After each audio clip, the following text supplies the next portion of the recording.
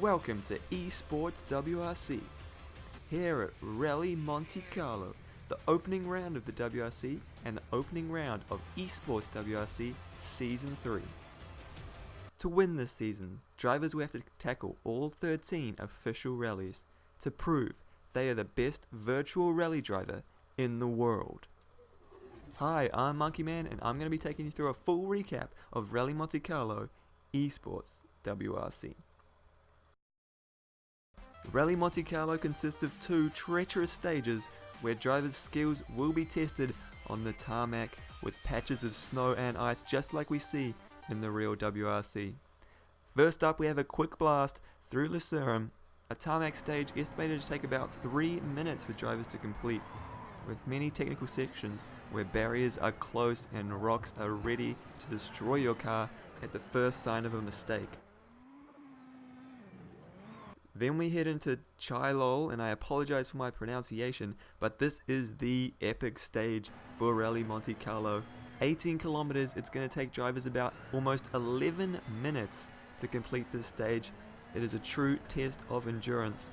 Mostly tarmac again, but there are some snow patches, including a very tricky patch of snow right near the start of the stage that will test the bravery of drivers early on.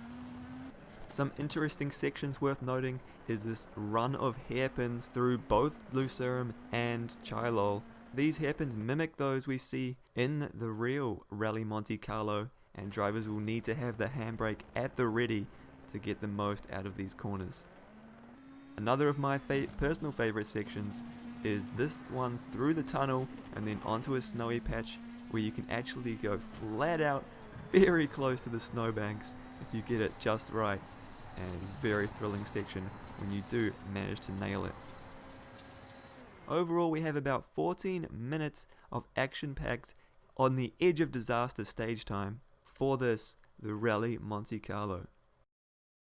Drivers can choose from any of the current WRC cars, so we have the Ford, Hyundai, Citroen or Toyota. Last year on WRC 6, the Citroen was favoured by the pros, as that was seen as the fastest car. But this year it seems to be too early to tell, with a good mix of cars on the leaderboard. Hyundai, however, has seemed to rise to the top, so perhaps in the future we'll see that emerge as the best car. My personal choice for this rally was in fact Ogier's Ford, and it's interesting to see everyone's different choices. Now let's look at how the rally did progress over the first day. Of course, drivers have 5 attempts they can use at any stage during the 4 days of the rally. That's from Thursday through to Sunday. Thursday was relatively quiet in terms of the top drivers, but it is worth noting it was great to see how many times were put up so early on the PS4. They actually reached the maximum leaderboard length of 1,000 players on that first day on the Thursday. But as I say, most of the top drivers were taking the opportunity to practice and prepare as much as possible before taking on the treacherous Monte Carlo stages. So of course the pros put in a lot of practice before any given rally. On Friday, we found that playing in the esports mode, the physics is slightly different and people were getting slower times than they were when practicing in the normal single player.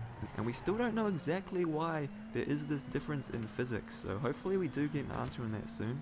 It was actually John Armstrong, a previous WRC 2 driver in real life, who reported this issue to the WRC Gamers Club. He had set a time on that Friday that seemed slow, but with the new weird physics, we actually found this was blisteringly fast and put him top of the table for the time being. Meanwhile, on PS4, we saw Scallop Fox setting the early pace. It's worth noting that at this point we still haven't seen anything from Nixel on any leaderboard, even on just a single stage, with Greekman at the Thrustmaster event in France, so no surprises we didn't see them jumping into the leaderboards early. This event looked super awesome. They announced a new handbrake, and to be honest, I'm super jealous that they got that opportunity.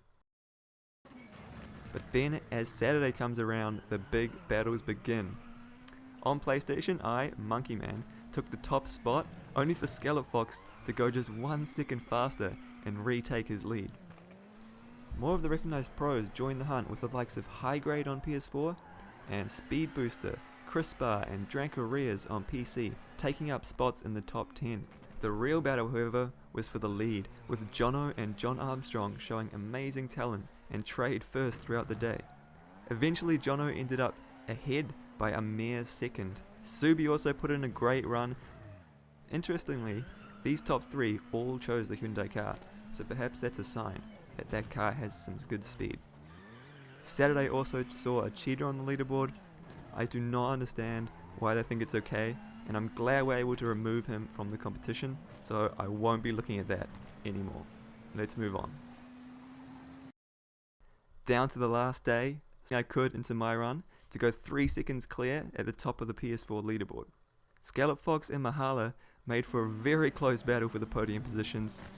I truly enjoyed that aspect of it. On Sunday, this last day, Nixel finally showed himself after not loading any times to any leaderboards, and he jumped straight to the front, only 1 second behind. John also managed to go quicker with his last attempt and get 1 second ahead of Jono for first. Subi then proved he's a serious contender for the title, moving just 1 second ahead of John to take the lead on the final stretch. And this is where Nixel really showed what he's got. He showed why he is the current world champion, to take the top spot with a mind-blowingly quick run, moving 2 seconds ahead of the nearest competitor. Look at these times, only 4 seconds separate the top 4. What an awesome battle. 15 seconds separates the entire top 10.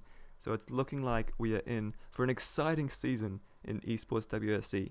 But congratulations has to go to Nixel for taking that first place. He has won Rally Monte Carlo and sets up his season in the best way possible. That is it for my recap of Rally Monte Carlo for the eWRC. It was thrilling to be a part of and hopefully interesting enough to watch in this recap video. If you took part, let us know down in the comments how you went. I do enjoy hearing other people's experiences. One quick tip for everyone who watched this far. Set your gear ratio to the lowest setting possible, 170. That is actually the quickest way to get around the course. So if you do that for the next rallies, you might manage to improve a little bit. The WRC proper was of course just as exciting for Rally Monte Carlo, with Ogier winning it after a very tough rally, where basically everyone spun in the snow and ice, or at least like slid and went off. It was super challenging conditions as always. But anyway, that is it for this video. I hope to do recaps like this in the future rounds as well, so if you want to see those, then hit my logo on screen to subscribe, or if you want to watch some videos right now, I have my WRC playlist up on the screen, so go check that out.